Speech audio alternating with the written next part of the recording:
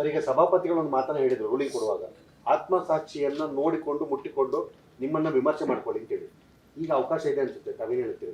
ನಾನು ಹೇಳಿದ್ದೀನಲ್ಲ, ನಾನು ಪ್ರತಿನಿತ್ಯ ಒಮ್ಮೆ ಬೆಳಿಗ್ಗೆ ಎದ್ದ ತಕ್ಷಣ ಒಂದೆರಡು ನಿಮಿಷಗಳ ಕಾಲ ಮೌನವಾಗಿ ಪ್ರಾರ್ಥನೆ ಮಾಡಿ ಆಮೇಲೆ ಹೊರಗಡೆ ಬಂದು ನೆಲಕ್ಕೆ ಕಾಲಿಡ್ತೀನಿ. ರಾತ್ರಿ ಮಲಗಬೇಕಾದ್ರೆ ಒಂದೆರಡು ನಿಮಿಷಗಳ ಕಾಲ ಓದಿದ್ದೆಲ್ಲ ಮುಗಿದ ಮೇಲೆ ಒಂದೆರಡು ನಿಮಿಷಗಳ ಕಾಲ ಒಂದು ದಿನದ ಘಟನೆಗಳನ್ನೆಲ್ಲ ಅವಲೋಕನ ಮಾಡಿಕೊಂಡು ಸರಿ ತಪ್ಪುಗಳು ವಿಮರ್ಶೆ ಮಾಡಿ, ನನ್ನಿಂದ ಇದು ಆಗಬಾರ್ದು, ಇಂಥದ್ದು ಆಗಬೇಕು, ಇಂಥದ್ದು ಆಗಿದ್ದು ಸರಿ ಇದೆ ಅಂತ ವಿಮರ್ಶೆ ಮಾಡ್ಕೊಳ್ತೀನಿ. ಪ್ರತಿನಿತ್ಯ ನನ್ನ ಜೀವನದಲ್ಲಿ ನಡೆದೇ ನಡೆಯುತ್ತೆ. ಹಾಗಾಗಿ ದೌರ್ಬಲ್ಯಗಳನ್ನ ದೂರ ಮಾಡ್ಕೊಳ್ತಾ ಸ್ಟ್ರೆಂತ್ ಜಾಸ್ತಿ ಮಾಡ್ಕೊಳ್ಳೋ ಕೆಲಸ ಮಾಡ್ತಾ ಬಂದಿದ್ದೀನಿ. ನೀವು ಮುನಿರತ್ನ ವಿಷಯವನ್ನು ಹೇಳಿದ್ರಿ. ಇದೆಲ್ಲ ನೋಡಿದಾಗ ರೇವಣ್ಣವರು, ಮುನಿರತ್ನವರು ನನ್ನ ಮೇಲೆ ಇದೆಲ್ಲ ನೋಡಿದಾಗ ಒಂದು ಷಡ್ಯಂತ್ರದ ಭಾಗ ಅಂತ ಅನ್ಸುತ್ತೆ.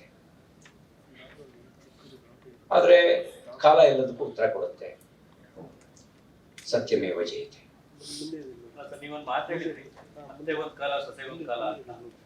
ಅಂದ್ರೆ ದ್ವೇಷಕ್ಕೆ ದ್ವೇಷ ಅನ್ನೋ ಪಾಲಿಟಿಕ್ಸ್ ಅರ್ಥನ ಅಥವಾ ನನ್ನ 20 ವರ್ಷದ ಅಧಿಕಾರದ ರಾಜಕಾರಣದಲ್ಲಿ ನನ್ನ ಸಾರ್ವಜನಿಕ ಜೀವನಕ್ಕೆ 40 ವರ್ಷ ಆಗಿದೆ. ನಾನು ವಿದ್ಯಾರ್ಥಿ ದಶೆಯಿಂದಲೇ, ಈಗ ನನಗೆ 58 ವರ್ಷ, ವಿದ್ಯಾರ್ಥಿ ದಶೆಯಿಂದಲೇ ಸಾರ್ವಜನಿಕ ಜೀವನಕ್ಕೆ ಬಂದವನು. ಸಾರ್ವಜನಿಕ ಜೀವನಕ್ಕೆ ಬಂದವನು. ಅಧಿಕಾರದ ರಾಜಕಾರಣಕ್ಕೆ 20 ವರ್ಷ. ನಾನು ಯಾರಿಗಾರು ಸೇಡು ಮಾಡಿದೀನ ಅಂತ ಕೇಳಿ, ಕೆಟ್ಟದ್ದು ಮಾಡಿದೀನ ಅಂತ ಕೇಳಿ. ನಾವು ಕಾಂಗ್ರೆಸ್ನವರಿಂದ ಕಲಿಬೇಕು ಅಧಿಕಾರದ ಬಳಕೆಯನ್ನು ಹೇಗೆ ಮಾಡ್ಕೊಳ್ಬೇಕು ಅಂತ. ಆ ಕಾರಣದಲ್ಲಿ ಅತ್ತೆಗೊಂದು ಕಾಲ ಸೊಸೆಗೊಂದು ಕಾಲ ಅಂತ ಹೇಳಿ.